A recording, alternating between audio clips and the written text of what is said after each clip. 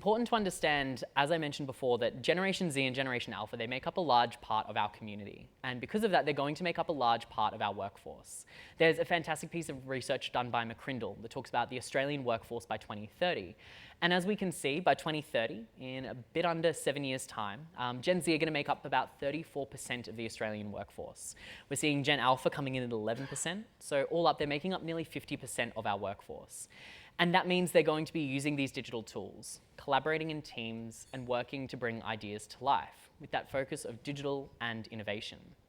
But whilst we've talked about a lot of really big picture innovation, a lot of big, expensive and complicated pieces of technologies today, I also wanted to bring it back to say, well, how can we ensure that our young people have a competitive advantage as they enter the workforce?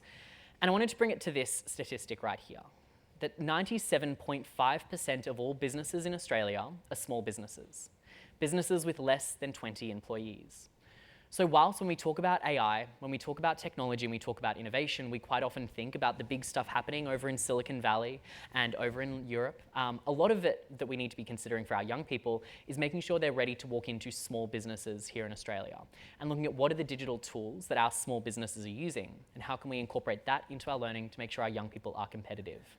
And when it comes to those digital tools, these are the 6 that I would recommend that every young person graduating school in Australia today is able to use.